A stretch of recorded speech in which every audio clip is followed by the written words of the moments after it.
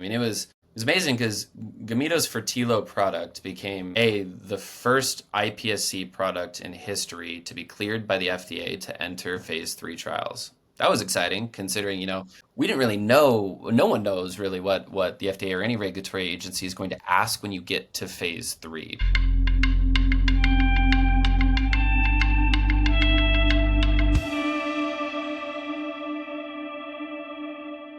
Welcome to Galaxy Balance, a podcast exploring how science, technology, and society shape one another as we push toward the future. Each episode brings long-term conversations with entrepreneurs, researchers, and thinkers working at the edges of innovation where progress must be balanced with ethics, safety, and human impact. Today's conversation focuses on reproductive biology, stem cells, and the quiet revolution that's happening in vitro fertilization, IVF. Today's guest is Christian Kramme, founder and CSO of Gameto, a biotechnology company focused on cell engineering for the ovary for improving IVF outcomes by rethinking how eggs mature outside the body, to improving menopause treatments by building ovarian cell therapy implants to deliver hormones in the body. Gameto's primary asset work uses iPSC-Derived support cells to recreate key aspects of the ovarian environment, enabling egg maturation without genetic modification or transplanting iPSC-derived cells into patients. Christian sits at the intersection of stem cell biology, translational medicine, and reproductive health, with a phase 3 clinical trial underway that aims to make IVF safer, faster, and more accessible. His work raises important questions about how far cell engineering should go, what minimal intervention really means, and how to responsibly bring advanced biology into the clinic. Christian, welcome to Galaxy Balance. Thanks for having me. Excellent. So I want to start with your story and your arc that led you to Gameto and in vitro fertilization. Could you tell us about your backgrounds and interests and what led you to the church lab and to found this company? Yeah, so got my start in the church lab really as a PhD student. So I started my PhD at Harvard Medical School in 2018 in the Biological and Biomedical Sciences program. Shout out to BBS. And really, kind of from the get-go, I mean, Dr. Church was my second rotation in science. I had actually started a first rotation in a malaria lab, and then second one was with George. And really, from the first weeks, I knew I was going to join George's lab. I mean, he's got obviously the magnetic personality that is George, but what I really liked was just how the church lab is kind of set up to do science. It's a gigantic lab where you're kind of immediately paired out into either work groups or kind of with a postdoc and kind of just thrown into the deep end to do the science that you want to do, that you're interested in, and that was very, very appealing to me, obviously, as a PhD student. So in 2018 kind of got started and was immediately working just on kind of stem cell engineering. I was very interested in this kind of idea of kind of iPSCs and engineering them towards different cell fates. And at the time, the church lab had like a very large endeavor going on to try to more or less differentiate iPSCs into every cell type in the body. There was a team working on that in pretty much every single different indication. And my team was working and got started on really the only indication and only use that wasn't being worked on at the time, which was towards differentiating cells towards like the ovary and specifically trying to kind of make human eggs from stem cells. And so that work kind of blossomed off and got going in 2018. And I met who ended up actually being a co-founder of Gameto, Dr. Pranam Chatterjee, who was a postdoc at the time.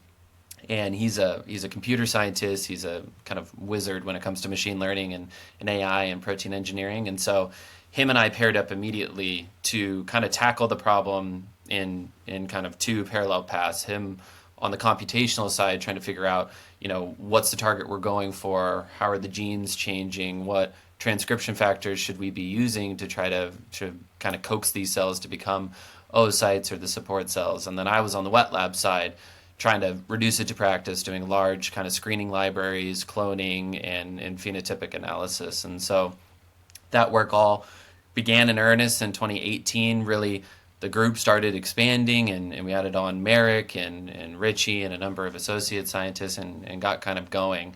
And really, when it came to Gameto, the company was actually founded in 2020, kind of right before the pandemic started. And it actually started from Pranam and our chairman, Martine, meeting and really being interested in trying to get some funding into this field and kind of figure out, how can we do some of the basic biology of this cell engineering.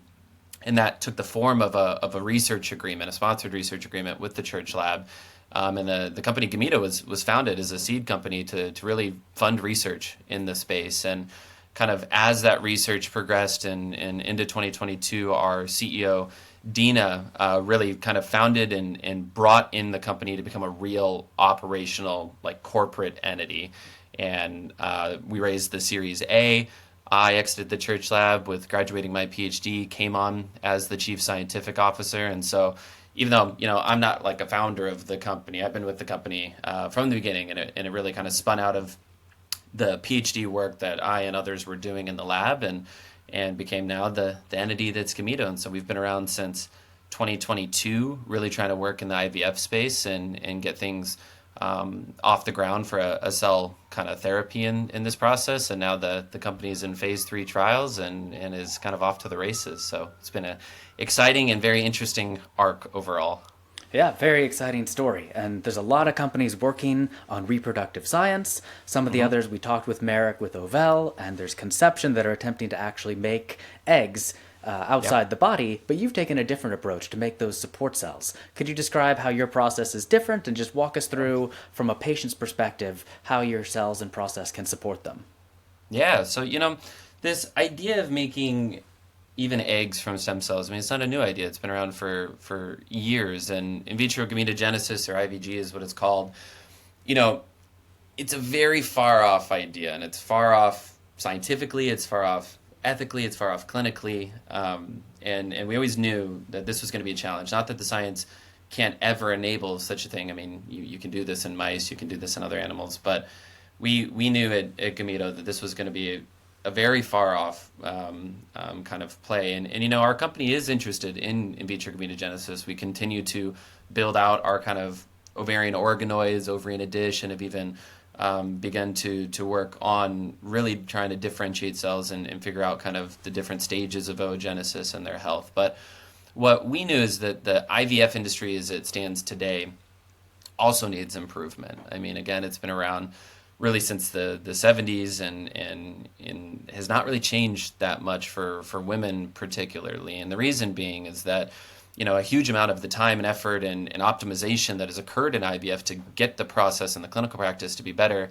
has relied on improving our stimulation and really trying to improve how eggs develop in the body by properly stimulating them and controlling it and ensuring that it doesn't go kind of off the rails and put the patient at a safety risk. And that's been great and has certainly improved the process, but it's left behind a lot of burden and a lot of challenge and a lot of cost. And these medications that women have to take to see a successful IVF kind of outcome are challenging. They lead to the most adverse events. They result in the most discomfort. They're a huge amount of the cost equation for IVF in the United States. And so what Gameto was interested in doing is we basically, at the end of my PhD and the work that we did, had a way of modeling ovarian function, and specifically kind of an ovarian follicle in a dish. We had these support cells that are able to really kind of perform the kind of and build the support niche that an oocyte is normally developing in. And we thought to ourselves, okay, can you use this to try to drive a little bit of that maturation process outside of the body? And if so, are you able to develop an oocyte sufficiently outside of the body and perform that maturation process in a way that can rival or supersede in various ways either the existing ways of maturing eggs outside of the body or really be as good as IVF itself is. And so this is a clinical technique and process that's called in vitro maturation, or IVM. And IVM is also super old. Gameto did not invent that. It's been around really in clinical practice since the 90s, but has been really since the inception of IVF, there has always been IVM.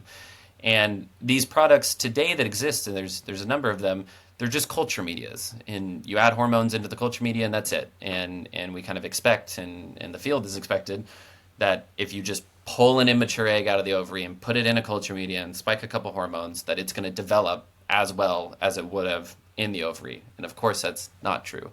And so what we at Gameto have really tried to pioneer is we take these key support cells whose job is to develop and mature eggs in the ovary. They're lost when the egg is retrieved in an immature state. We manufacture them from induced pluripotent stem cells in a highly robust, highly optimized way, and then put them into the dish in a direct co-culture with the immature egg, perform its maturation outside of the body in these culture medias, and then you get rid of these cells, and the rest of the IVF process is unchanged. You can fertilize, you can freeze that egg, make embryos, and obviously transfer them. And so we were excited about it because what we're trying to do is give an IVF process that relies on in vitro maturation a way forward in bridging the efficacy gap, showing that you can make high-quality embryos, high-quality, obviously, pregnancy and transfer rates, and you can give a solution to patients that is fast and efficient. You can do IVF in 3 days instead of 2 weeks. You can do it with 1 or 2 injections instead of 14 to 20 injections. And this we find is really amazing because it's obviously a cell-based therapeutic whose intention is to reduce the amount of drugs or hormones given to the patient, which I think is awesome and is a very kind of powerful use of a cell therapy in this context. Absolutely. When the promise of stem cell therapy has been so high, but many people fail to cross that line to the clinic. Yeah. There have been trials, but to get a commercialized product is very difficult. So I admire it's very creative to use these as support cells. But along that line, is there any risk, or what do you do to mitigate some of those support cells ending up in the embryo and going forward? Yeah. What safety precautions do you put into place? Absolutely. I mean, this has always been the challenge. I think it's the great benefit of what our product Fertilo is doing is that obviously it's used outside of the body. So considerations of the immune provocation, all the challenges that cell therapies have inside of the body are no longer the case outside of the body. And obviously, our dosage as well being outside the body, we have a dose that is for eggs, not for a whole human. And so this has really, I think, enabled us to move quickly and progress the science quite readily. But to your question, biggest concern is these cells going back into the body, and obviously that would be not good, of course, and so how do we really get around it? So at the end of the day, I mean, what the beauty of this all is that IVF as a technical practice has these incredibly trained scientists who are embryologists whose job and training is to work with eggs outside of the body, work with the support cells that do come with those eggs called cumulus cells, and manipulate them, wash, enzymatically treat them, and move with them. And our product fits directly into that process. So when you're putting our cells into co-culture with an oocyte, their action, their actual therapeutic kind of use, which is to secrete growth factors and hormones, is only done for 30 hours. And it's done inside an incubator, kind of hands off. So pretty short therapeutic window. Basically how our product works is that you take it out of liquid nitrogen, you thaw it, you put it into culture, it's treating eggs for 30 hours, and then you've got to get rid of them and let the egg proceed into IVF. The get rid of them portion is pretty simple, actually. You basically will take the oocyte, which has this surrounding cumulus cell layer and a zona pellucida that kind of ensheets it, and you'll move it into a new dish. This gets rid of probably 98% of our support cells just by moving the egg, and our cells don't really readily attach to the egg or even to the dish. They're in suspension culture, and so you'll move this into a new dish. You'll then treat the oocyte itself with an enzyme called hyaluronidase, and you're doing this to actually strip off the tissue that surrounds the oocyte so that you can freeze or fertilize it. Hyaluronidase also treats our cells, so even residual cells that are there, you're enzymatically cleaving them and removing them off the egg itself.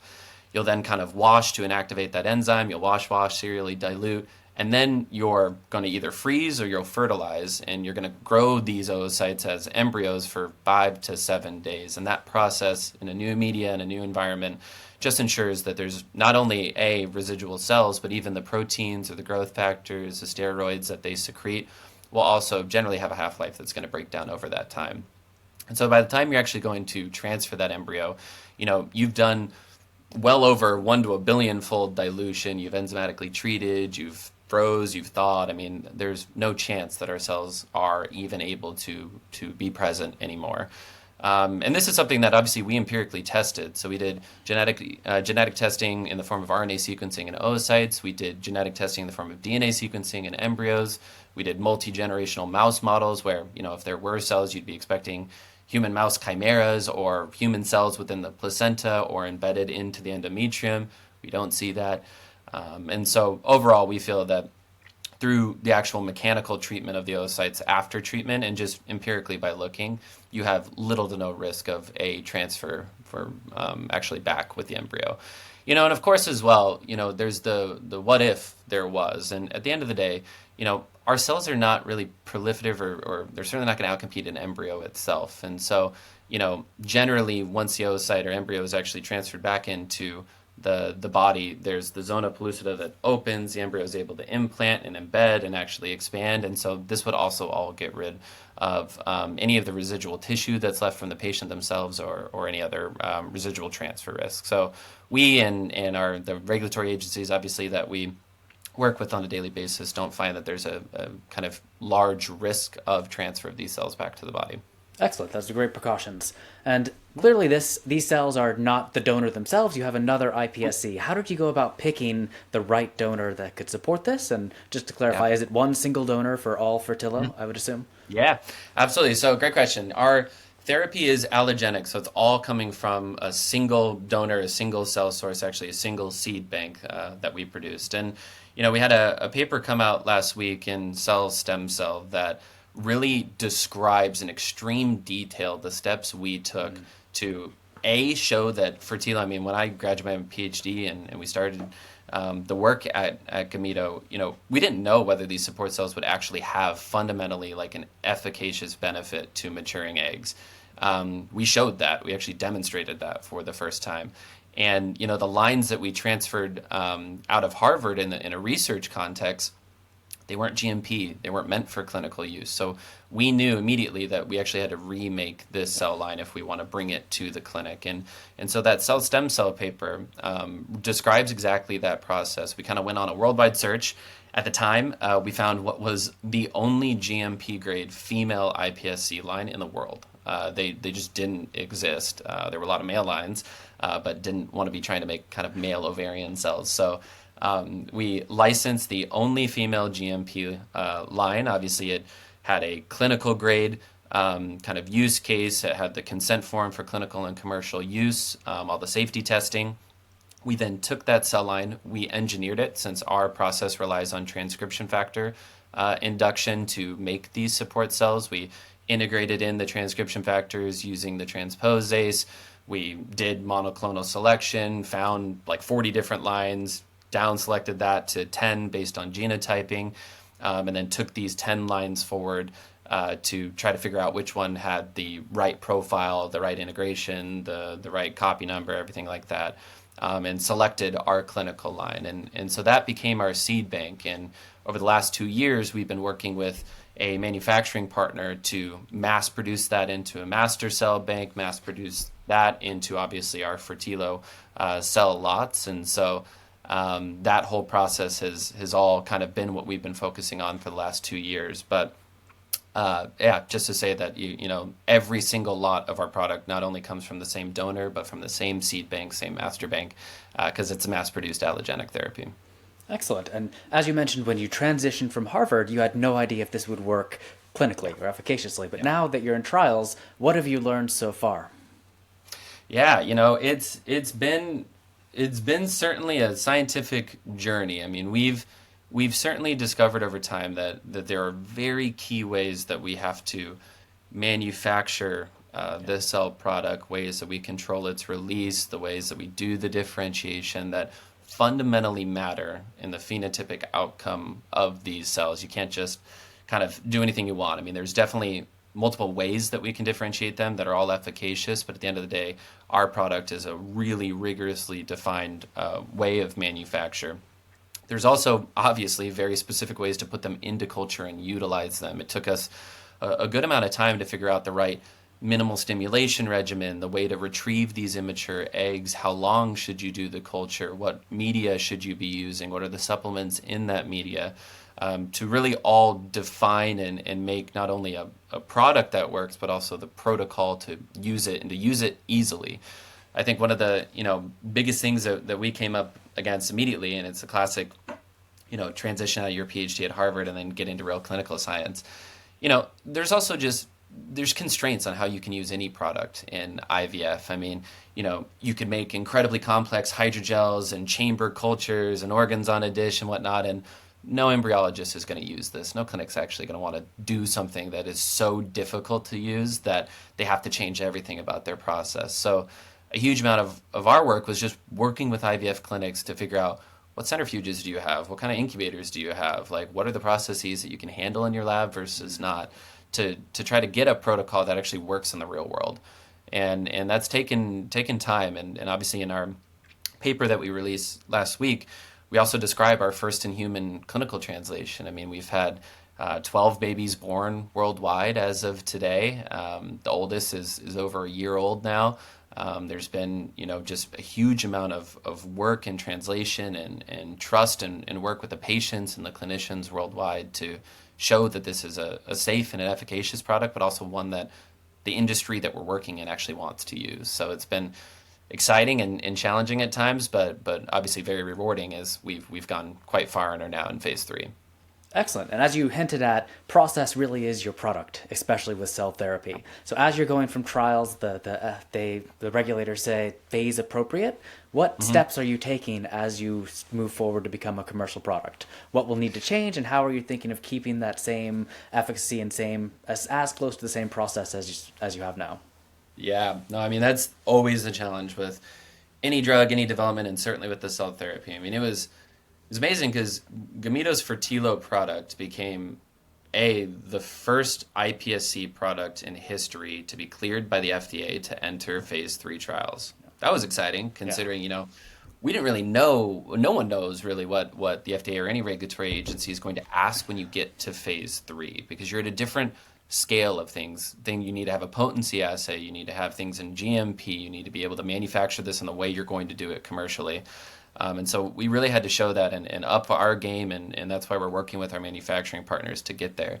And, as well, it's the first ever transcription factor directed differentiation product to enter phase 3. It's the first ever IVM product to enter any phase clinical trial in the United States. We have a bunch of firsts that were all kind of occurring at once. And so it meant that, as we stepped into our phase 3, that there was a huge amount of just transformational change that occurred at the company, but also really in our processes. And it's a lot around good manufacturing practice, our kind of quality by design, the quality approach that we take overall, and in doing things in ways that, your normal researcher would never do. I mean, we're mass manufacturing this product at the intended commercial scale. It means we're overproducing heavily. Every single reagent, every media, every product, every process is extremely controlled and validated. We have to do engineering runs and aseptic process simulations. I mean, you have to absolutely demonstrate that not only is this product efficacious and safe, but can you reproduce it? Can you manufacture it the same every single time?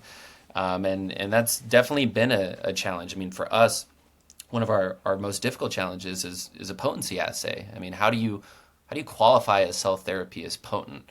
Very often, it's just, are the cells viable? That's often, not enough, and that's not a very good potency assay. So for us, we had to build a assay that we call the MOMA from scratch that matures mouse oocytes, and we look at embryo formation rates, and that's how we qualify as potent. We had to show that that's a valid and a qualified assay. And so, it's definitely been a challenge for us. And in the United States, we actually didn't run traditional phase 1/2 trials. We entered in our US IND and filed our IND at phase 3.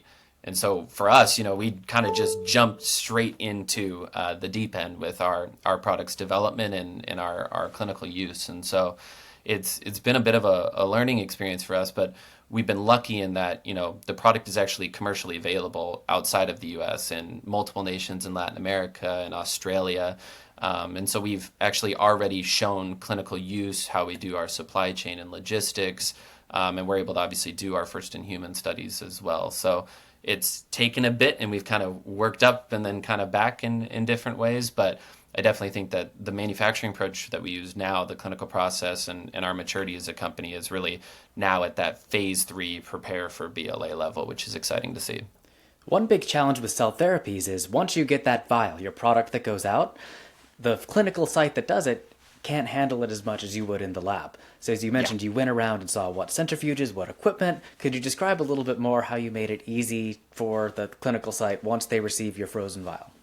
Yeah, I mean, we knew immediately that Gameto's not interested in running clinics. We didn't want to have some like GMP site that's using the product and then shipping eggs back and forth. We knew we need this to be a product that fits in any IVF lab in the world.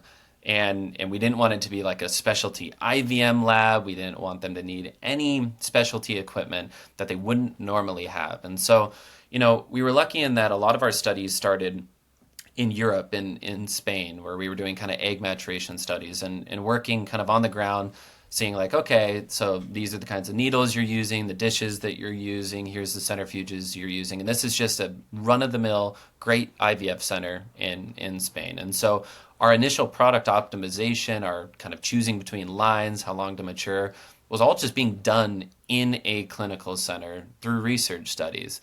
And then from there, we expanded down into Peru and also into a US-based research study where we started to work now with multiple different clinics and immediately saw like, okay, these clinics definitely have different incubators, but they all are able to use this kind of common dish type. So, get away from the idea of using a 96 well plate immediately. Like no IVF lab is going to work with a 96 well plate. You got to use, these droplet cultures. They got to be covered in oil. Okay, that's going to kind of take some optimization. And so, like for us, what it meant is that from the get-go and from the inception of our development program, we had to work hand in hand with clinics of very different types. Very large clinics, more boutique clinics, because at the end of the day, we had to try to give up kind of master control of how you can use this product as quickly as we could because we didn't want to be optimizing towards something that was just infeasible. And I think of all industries, the IVF industry is a great industry to be doing that in because you have incredibly well-trained and well-staffed and well-equipped clinics that are used to working with tissues and cells. We didn't have to go retrain. We're not working in like a hospital setting. You're working in an IVF lab. And so we've just had amazing partnerships throughout the world in the United States that helped us to kind of lock in on what exactly are processes that are flexible and which are inflexible, which are things that you need versus nice to have but not need to have. And that's really informed our instructions for use and is the exact way that we're doing our phase 3. So it hasn't necessarily been easy, but the best way is honestly my recommendation is work with your intended clinical setting as early in your development process as possible. Don't be sitting here building a multi-million-dollar program that fundamentally no one can use. That is something that I think has hurt cell therapies a lot and just reproducibility and how you can actually maintain that once you enter something like a phase 3. Excellent. So when are your next endpoints? Very exciting stuff that this is available in other countries. For your phase 3 in the US, when will you get the full data set and what are your next steps? Yeah, so phase 3 is off to the races. We've treated just about 100 patients as of today. We've got numerous pregnancies ongoing. Obviously, it's a double-blind RCT, so we don't know the outcomes or allocations. We can just kind of see how many people have been randomized and kind of what is their allocate or their outcome independent of allocation. And so it's been really exciting. I mean, we've had a huge amount of interest and demand from patients wanting to enroll in the trial, clinics wanting to be a part of it. That's always exciting is obviously your recruitment and ability to bring people into your trial kind of defines how long you're going to take to get to those endpoints. Our trial itself, so the primary endpoint is the cumulative ongoing pregnancy rate. And so what that means is that the moment that a patient is actually randomized, which basically is occurring right before the eggs are retrieved, we give them 6 months to do up to 2 embryo transfers and read out the 12-week kind of pregnancy mark. And so that measurement of you've got a ongoing clinical pregnancy with a fetal heartbeat that is progressing, that's our primary. We have a built-in interim analysis once we've recruited and treated half of all patients, so 250 patients, that we should be reading out this year, likely, hopefully, sometime between October or November. And we'll already complete all 500 treatments this year. And so we'll kind of see what things look like at the interim, and we could end at the interim, continue on, just depending on what those outcomes are. But our trial itself, its final safety point, will go all the way through live birth and up to 6 weeks postpartum, just looking at all adverse events. So kind of regardless, we'll obviously be going through a number of efficacy and safety points over the next 2 years. Excellent. And after my first podcast, George discussed this technology a bit. And I've had several friends who have great challenges with fertility that are going through IVF, many multiple rounds of high cost, high emotional cost, disappointment. What would you, many are interested in your company. What would you advise them to learn more or see if it could help them? Yeah, I think, and I've learned this more than anything, is that every patient's IVF journey is unique, and there's no one size fits all approach. And what a patient might need after their fourth time of IVF failing versus what a patient might need of they've been trying to conceive for a couple months but aren't there yet and they don't know why. I mean, these are very different kind of patients, and what they're going to need is really going to drastically differ. I think there's no better time to just learn more about your body and your options than when you're facing infertility. But even better so, try to learn more about these options before you realize that you're infertile. I think one of the hardest times to learn about what your options are is when your back's against the wall and you've failed and you just kind of don't know why, and you're stressed and you're confused, and that's a hard time to receive information, particularly in an infertility diagnosis. There's a million different paths you can take. It can be overwhelming, and sometimes you can feel like you don't know what to do, or there's no one who's giving you kind of clear and centered advice. And so that would be my first recommendation, is just learn what you can.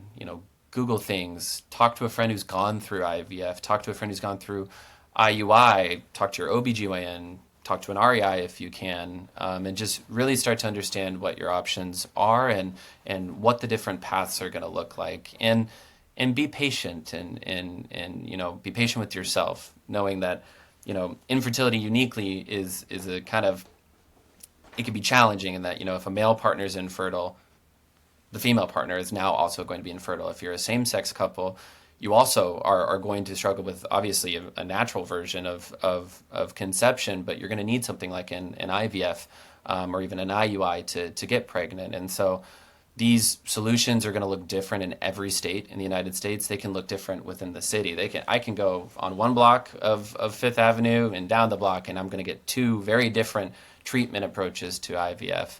And so I think this is a very roundabout way of just saying that knowledge is power, I think, in the IVF space, and knowing what your options are, weighing them, and kind of escalating your approach as you go is the best way forward. I think there's an incredible number of IVF specialists, whether they be REIs or embryologists, who want to help. They want to triage and really kind of help get you through this journey. And there's a number of different treatment solutions that are out there. I mean, Gametos is obviously one of them in a clinical trial setting, and hopefully is something in the future that we can bring to market in the U.S. But time is of the essence, and don't wait. And it's better to seek advice and seek treatment when you can, as there's very much an age dependence when it comes to an IVF success rate. So earlier is better to intervene if at all possible. But again, I think it's could be emotional, financial, or a clinical decision between you and your provider, you and your family, you and yourself. And everyone's kind of outcomes are going to look different. And so there's definitely no better time, I think, to seek infertility diagnosis and treatment than today. I mean, IVF success rates are at the peak of their success in history. And so I think there's no better time than the present, but that would be my recommendation overall. There's no kind of cut and dry answer to it, unfortunately. Yeah, thanks for that summary. I'll pass that along to anyone who's reached out. So I want to transition to ethics of this. Reproductive medicine carries an extra layer of responsibility because the stakes Does. extend beyond the person to future generations. How do you They do. communicate the distinction between using stem cells versus putting stem cells into the patient to clinicians and the public?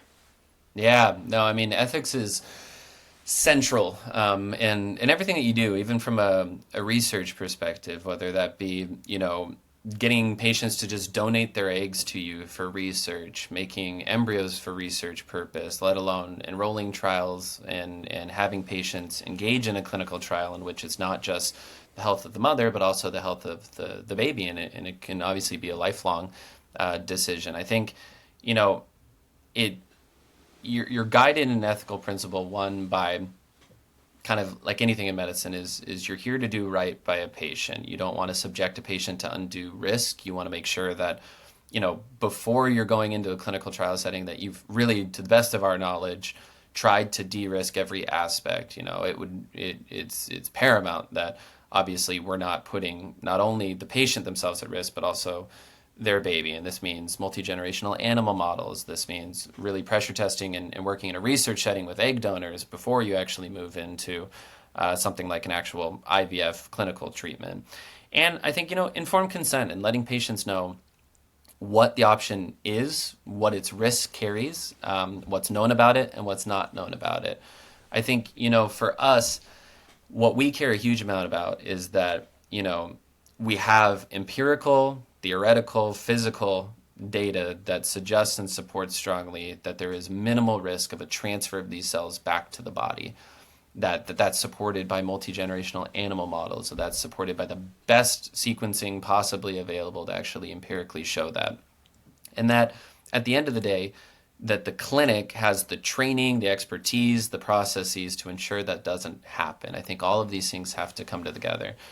And that the patient obviously should know generally what the point is of the product. What's it doing? What are you subjecting this egg to? I think you always want that you're explaining in your informed consent or your discussions with patients in a way that they understand. I mean, this is all very technical information. Like, I should not be the one writing an informed consent because I'm an expert, but your patient is never an expert. And so, working with ethicists in the field, scientific writers to ensure that not only is the information there, but is it being communicated properly, that they know what they're signing up for, that they know ultimately what they're signing their future child up for, and that at the end of the day, kind of as I mentioned, that we've done everything in our possible minds and physical ways to reduce risk and to de-risk risk when we do know, and that if there are risk factors, if there are safety concerns, that those are communicated, that they're being observed and watched. These are all kind of critical, and it's something that obviously that we publish on. We try to be extremely transparent about what we do, what our product does, how we make it. I mean, we have published in depth the cell stem cell paper, how you make our product, how we qualify it as pure and potent and safe and reproducible from start to finish. We've published every single thing that our company does because we need clinicians to know what we're doing. We need patients to ultimately know what we're doing. We never wanted to be a company that was in stealth and super non-transparent about how we go about it. So I think that's the best way, is just ensuring that your patients kind of understand what it is the treatment is. They know the risks, they know the benefits, and that you as a company, you as a clinic, are doing everything you can to just minimize that risk, because it's an important medication to try to bring to the field and obviously to the industry. But you got to do it safely, and you got to go through the steps to do that. Excellent. And you mentioned multi-generational animal studies. Were these all rodent studies, or did you do any NHP studies with Fertillo? Yeah, so we did all rodents and specifically mice. So kind of what we did was we actually take human ovarian support cells, the Fertillo product. We treat mouse eggs, we make mouse embryos, and we transfer those mouse embryos back into a mouse and make an F1 generation, and then outbreed those to form an F2. And what we were looking for is, any concerning rates of tumor formation, any lower birth rates, are they suddenly now infertile at the F2? Is there seemingly a behavioral developmental problem? And mice are an extremely powerful tool because A, that's how you do reproductive toxicology studies, and B, is also, from our perspective, an incredibly kind of controlled model that you can do at scale and really show an F0 and F1 and F2 generation. We never went in to non-human primates, mostly from they also have their ethical challenges, and it's quite difficult. IVF is not a terribly worked out process in monkey models. It's very, very common in rats and mice, and particularly in mice. And so it was a lot more fit for purpose for us. And you can just get to a bit larger of a scale, do multi-organ histology analyses, and the actual kind of generational length is much shorter.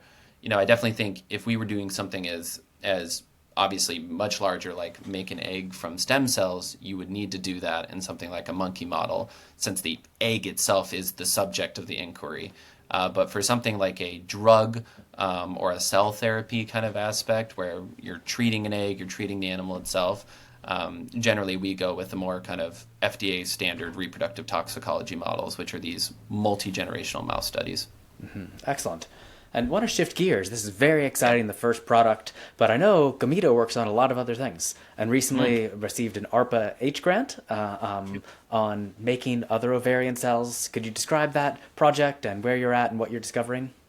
Yeah, so under the Sprint for Women's Health with ARPA-H, we received what was called a Launchpad Award, or a contract. It was a $10 million award under their kind of menopause and innovation kind of aim and arm. We were really excited. I mean, there's thousands of companies that obviously pitched ARPA-H to be as part of that, and we were selected and received their largest award under the Sprint for Women's Health. And, what we proposed and are actively doing is we're trying to build a menopause therapeutic that is a cell therapy in a really high level perspective. It's kind of an artificial ovary. What we're going for with it is that exact same cell type we use in Fertilo, these ovarian support cells, they basically have two jobs in the body. One, mature eggs. Two, provide the endocrine profile that regulates the menstrual cycle. And so that obviously egg maturation kind of aspect, that's what we're using for Fertilo. But we're using the exact same cell line, same seed bank, to now actually really develop, and it's currently in its preclinical stages, a cell-based hormone replacement therapy. So what we're envisioning is that you're going to mass manufacture, again, an allogenic cell therapy from iPSCs that is now designed to actually be implanted into the body. And so we manufacture it differently, and we also now are encapsulating it into more of a biomaterials-based approach to evade the immune system, since obviously you're going to put it in the body now. And the goal being is that we're trying to have a kind of living and active cell therapy that would be implanted in the body and that can respond to the kind of brain's FSH and LH and release estrogen and progesterone in a cyclical kind of premenopausal-like factor. And so, it's most akin, I would say, in the industry to something like the pancreatic islet cell therapies, where, you're trying to make an islet therapy that can respond to glucose and make, obviously, insulin and be long-lasting and curative in the body. We're trying to do something very, very similar for, again, also an endocrine challenge, but in the menopausal space. And so it's exciting. It's currently in our rat models for menopause, but we're advancing pretty heavily and are looking to really try to move this, hopefully, to the clinic here next year. Interesting. So you chose rat models as opposed to the mouse. Is that because they're better menopause models for the rat? Yeah, so we can do this in mice and we can do it in rats. Rats are nice because they're a little bit larger. And so obviously we're trying to test a human implant in an animal model. So we can test a little bit larger of constructs, and particularly the housing device that we work with is a little bit more fit for purpose in rats than it is mice. But we actually started with mouse models and then moved up to rats. Rats have a very, very good menopause model, which is a bilateral ovarectomy. So you actually remove both ovaries from the rat. You kind of wait for a few weeks, and then that rat will exhibit some of the classical phenotypes of menopause. They have the kind of hot flashes that happen, a change in body mass and fat distribution, an osteoporosis-like phenotype, and then, of course, the full loss of estrogen and progesterone and the rise of FSH and LH. And so this kind of overrectomized or OVX rat model is really, really classic in the field. And so that's what we're using. The rats as well are immunocompetent. They're certainly going to have the kind of xenogenic in response to an allogenic cell therapy that we would want. So we utilize it to both test the immune evasive capabilities of the implant and the viability of the cells, but also the function. So housing devices or encapsulation has been historically quite difficult. Vertex last year shuttered their encapsulation for their beta cells for type 1 diabetes. How are you approaching this device, and what can you learn from some recent failures in the field? Yeah, so at the end of the day, I think you gotta have the sober reality that it's not easy, and it's likely to never particularly be easy. But I also tend to think it's about indication and route of delivery. I think from my perspective, if I look at an islet cell therapy, that's about the most challenging condition I could imagine for a shielded allogenic therapy. You've got a very metabolically greedy cell type that requires a lot. It requires a lot of oxygen, vascularization, a lot of sugar to keep these cells alive. You need a pretty good number of those cells, and you've got to very dynamically and quickly release what is a large molecule, which is insulin, meaning you can't have super tight pores. You've got to have a pretty direct conversation with the vascularization, and you've got a cell type that, like, when fibrosis occurs and when the foreign body response happens, which it always will, is going to have a hard time surviving and remaining therapeutically viable. So I think, there was a lot of failures for a number of reasons, but also that cell type and indication is probably always going to be quite challenging. When we look at our cell type and our use, one, ovarian cells are quite used to hypoxia. Very traditionally, you're growing these in 3% or 5% oxygenation. They're not a particularly, metabolically greedy cell type from what we see in terms of their nutrient consumption, their growth characteristics. And we need them to release hydrophobic small hormones, estrogens and progesterones. These are pretty widely diffusive, they're quite small. And so at the end of the day, we tend to think and are hoping, and obviously, we've got to show this in our preclinical models, we'll have to show this in a clinical setting, that our cell type itself is hopefully able to withstand quite a bit more of the known foreign body response and the fibrosis. Two, can work with encapsulations that have a good level of porosity, but are definitely smaller in pore size than some of the others that would be required for large molecule kind of release. And at the end of the day, we're not looking for a solution that is lifelong. We don't want that we're grafting these cells or putting them into a part of the body that you can't retrieve them. So our aim is to put them into a retrievable device, subcutaneous. And ideally, we can get about a year of use or a bit beyond. And so, that's the whole point of retrieve and pull out and put back in as you need to kind of go. And so I think our route of delivery, our indication of use, and just the physical cell type itself, I'm hoping, can build on the advances that have occurred in encapsulation. I mean, not everything was a failure in encapsulations, just in that specific use case didn't result in what was needed. But, we're still in our developmental studies. I think we've got an incredible team assembled to try to really work on it, and I'm hoping that we see some awesome results this year. Excellent. And it's a great economic decision to use that same seed bank, that same engineered clone that can go towards multiple products. Do you see any other indications in your future for not only that seed bank, but support cells in general? It's a whole beautiful new class. I'm not sure what else exists out there, but it's certainly a nice path into the clinic. Yeah, our company, we started as a platform company. We started with this idea that you can build a human ovarian organoid that can recapitulate fundamentally ovarian function. And this ovary in a dish, as we call it, I mean, it's the bread and butter of our company. It resulted in our cell-based medicine, which is Fertilo. It's resulting now in our in vivo cell therapy that's Amino.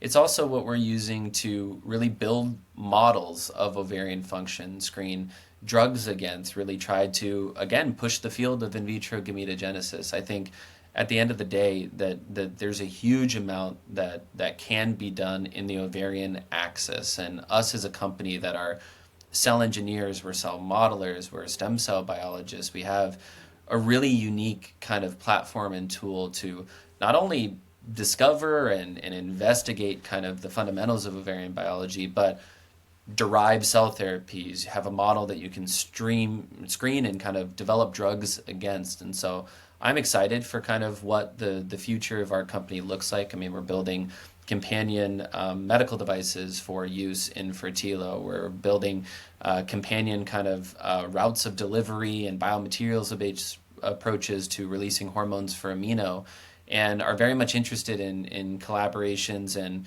internal development of new drugs and new therapeutics towards the ovary. I mean, absolutely, there's uses in endometriosis and PCOS and primary ovarian insufficiency, menopause, fertility.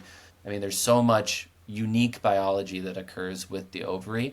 And we want to be a company that is always innovating and disrupting in that kind of space. And so I think these two programs, I mean, it's a lot to balance with just fertility and menopause, and they're by no means small indications. I mean, these are gigantic industries, but I think they're just the beginning of what Gameto can do with this technology. And that's beautiful future for Gameto. But outside the ovary, do you see any other support cells that might be of interest to other therapies?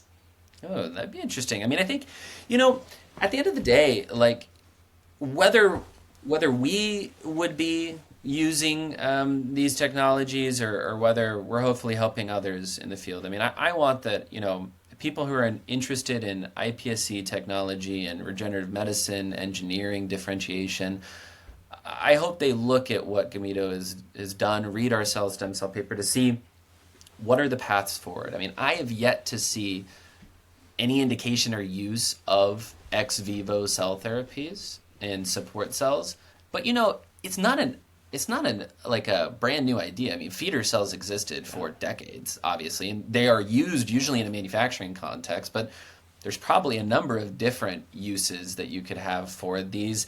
I think IVF is a very obvious use to us, at least. It makes a lot of sense. I think support cells in general, like one, islet therapies have a future in the world. They obviously need to be developed. And there's some with the thyroid therapies as well that are a big one. There's hemophilia, in which not really support cells, but they're obviously just cell therapies that are releasing some target therapeutic. We've seen as well that there's an incredible amount of really exciting work, I think, in the neural space and kind of the neurons for Parkinson's and MS and Alzheimer's, some of which are now actually in phase 3s. And so I'm not too sure. I think ideas of using cells as a support mechanism for tissue or biological function is not necessarily new, but I think Gameto has reduced it to practice and shown it go from concept to clinic in a complete package. So I'm hopeful that that'll inspire some others.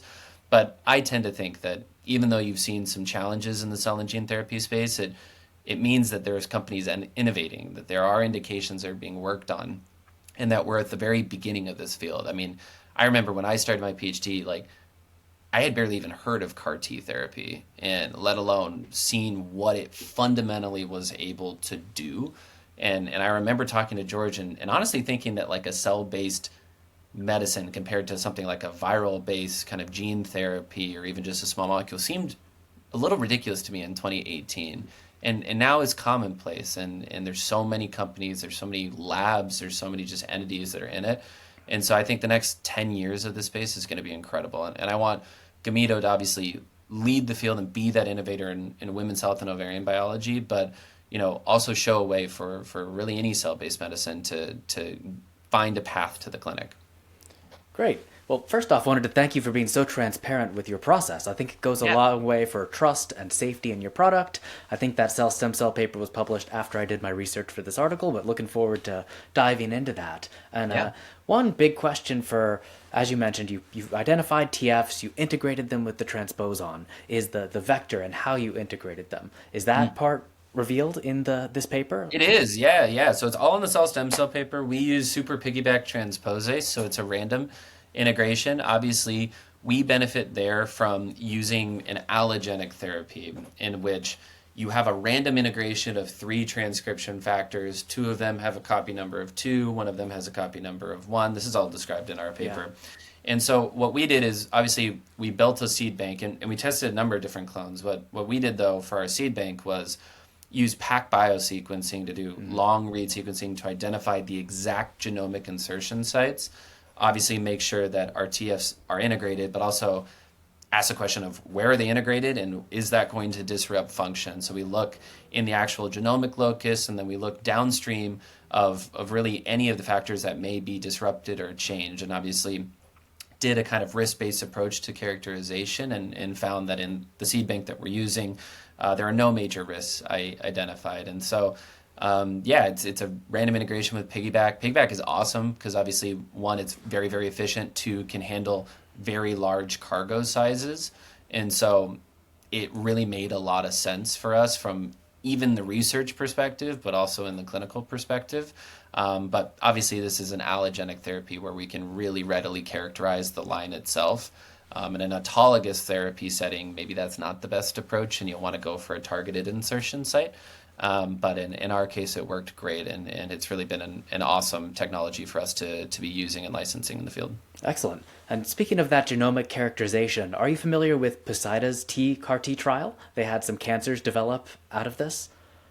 I am not. Is this what was the vector that they used for it? It was piggyback. They used an EF1 alpha. I can send you the paper. Definitely look into it. They had pretty good efficacy, but two patients developed T cell carcinomas. It was actually to treat B cell lymphomas, but the T cells that were integrated, by bulk analysis of the integration sites didn't clearly find a propensity to cancer, but two independent patients got it out of a pretty small cohort. So that switched it back to their focus on other viral methods. Yeah. Clearly, And were these autologous or allogenic? it was autologous.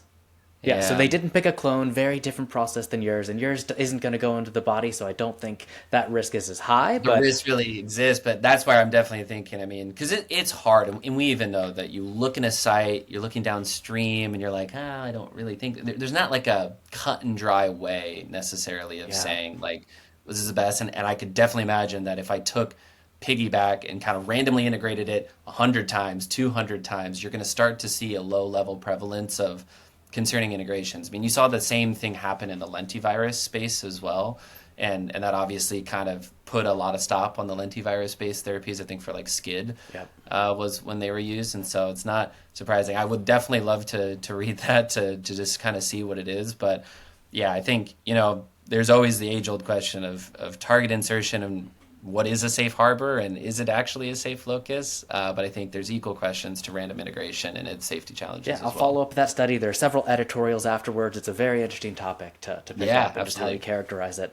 But to build up within that, for safety, for future gene and cell therapies that integrate DNA, the exact sequence seems very important. The promoter chosen, any spacers needed, or all the details of the regulatory elements. Is your vector published or public anywhere, or is that all proprietary?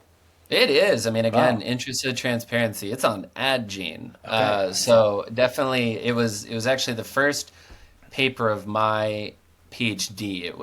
It's a screening method to put a plug in for it called Stamp Screen, and it's a great tool because it's a type of cloning that I invented with another church lab member named Alex Plesha. We invented this cloning way of basically a different way of doing gateway cloning called Megagate. Highly recommend it. Makes cloning incredibly easy. But what it meant is that we built a destination vector that was compatible with any basically like P donor vector that uses like a transcription factor, any Yep. gene. And so that destination vector itself is on AdGene. It's a fantastic vector. It's a doxycycline inducible, pyrimycin selectable vector that we did just a huge amount of optimization and characterization of. And actually then used that same vector and qualified it, used it in a GMP manner for our engineering in Fertilo and for the amino kind of cell bank. So definitely, look for that vector. It's an awesome one. All the different characteristics of it are characterized, and I think you make a great point that it's not only about characterizing the integration site, but what you're integrating Yeah. and what you're choosing as you do that. I definitely think these all make sense, and they're all going to play into obviously the resulting safety problems. Yeah, excellent. I will definitely look into that. But even for your cell therapy, you use puromycin selection. I know that's had difficulty getting through. Wow. And We did. So, at the end of the day, like our phase three uses a puromycin selection yeah, of the seed bank and then the master bank and the resulting production of fertilo and amino, same. You no longer have to obviously use puromycin. You do yeah. use doxycycline, and we have a residual assay that looks for the residual presence of doxycycline.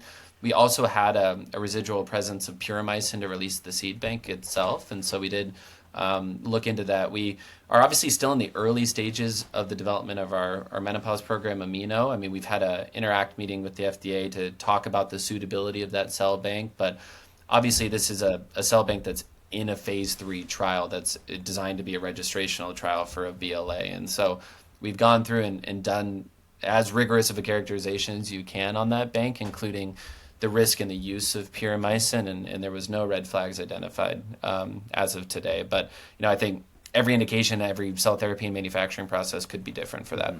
Excellent. Well, we're coming to the end here, but always want to ask each guest about science fiction. Many Yeah. people, especially scientists, have been influenced by this through their life and showing what ideas could be there. Would you just tell us how science fiction has influenced your life and maybe give us a couple recommendations for books or authors? Yeah, I mean, sci-fi is where it's at. I mean, I wouldn't Yeah. be a scientist if I didn't really be fundamentally inspired by science fiction and a kind of vision of what technology can do for society and for the world. I mean, I'm a huge Star Trek nerd. Just have always been and have always probably will be, and that's inspired my ethos and my worldview of what can medicine do for people, what can biology do for people, what can engineering do for people, and so I'm big sci-fi lover. I would say my favorite book, definitely favorite sci-fi book recommendation, I believe is also one of George's favorite books because he definitely recommended this book to me, is a book called The Three Body Problem. And it's an incredible scientific masterpiece over three books that covers basically the present to the end of the universe. It is certainly a journey, but I think it's an incredible series that shows with a degree of scientific realism just kind of various technologies, and there's alien interactions and what this can mean kind of for the future of humanity. I love that book. I love all three in this series, so I definitely recommend that. I read a lot of Stephen King, a good amount of Isaac Asimov as well. But I'd say the Three Body Problem and its series overall, Dark Forest kind of trilogy is my biggest fandom of what I love in sci-fi. Dark Forest is a terrifying idea that solves It's the Fermi terrifying. It'll keep you up paradox. at night, but it's a good one. It's a good one. The Netflix series is interesting. No comment on that. It's a little very different from the book, but Yes. the books, for anyone who haven't read them, read all three. They're awesome, really cool reads. And what's your favorite Asimov? And have you read the short story The Last Question? The last question is ideally, I believe, my favorite of Yeah. his writings. It's a beautiful, beautiful short story, and I think it's profound. I mean, I love the Foundation series. I've read all the way through. There's a lot of books that kind of goes in a strange direction, but I definitely, I love his works. I think he was obviously a transformative. That's one where I would say that the series is doing incredible justice to the book. Is the Foundation series on Apple TV. Fantastic. Absolutely love it. But yeah, The Last Question is a beautiful work of art. I mean, it's short and profound, which I always love. Yeah, I love how the last season left off. Not going to spoil it for people, but R. No, R. yeah, Daniil no spoilers, Oliva. but it's No spoilers, but R. Daniil Oliva is my favorite character throughout the robot series couldn't and the agree more. Foundation. It's Absolutely. what a beautiful arc for that. I agree. Excellent. Well, I'd like to close with one last question of what advice would you give to young scientists? Seeing your story and seeing what you accomplished for people who are all in on this, how do you advise that they go into science? Yeah, I think every scientist's kind of path that they take is going to be different.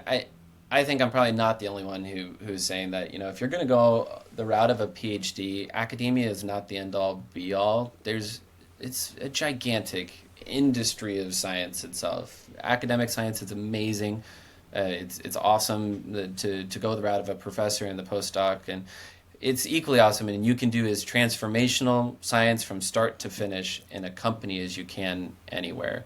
And I think if there's anything that, my PhD advisor, George, really instilled in me is that, from the get-go, think about what you want to really do and the impact you want to make and go do that. Like there's no reason to kind of settle into something that is not fundamentally like what you're interested in. I mean, science is the discipline of trying to go develop and discover and engineer. I mean, so you might as well take that time and that energy and the work that you're doing and invest into something that you really want to do that you believe will make a big transformational impact. Because at the end of the day, you never know where this will go, and that even starts from, I never would have thought as a G1 in my PhD that this would lead to the company that's Gameto just a few short years later. And it was because obviously I was surrounded myself with really good advisors who were very pragmatic but also optimistic. And I definitely think that every scientist would do themselves a service by continuing to be optimistic and to be excited about what you do. And even if that's go discover the gene pathways of a worm or go build a cell therapy for millions of infertility patients, it's about what you want to do and what you find interesting and think has impact, and don't let anyone tell you otherwise. So that'd be my recommendation. It's a fun field, it's a challenging field, but that's why we do it. Optimism and motivation. I love it. Yeah, Christian, I like Optivision. Go for it. That's a good one. I'll roll with it. But Christian, thank you so much for taking the time with me today. I really appreciate your work and perspective and thoughtfulness you bring to building science. It's just amazing what you've accomplished so far. So I'm grateful for the conversation, and thank you. Absolutely. Thanks so much.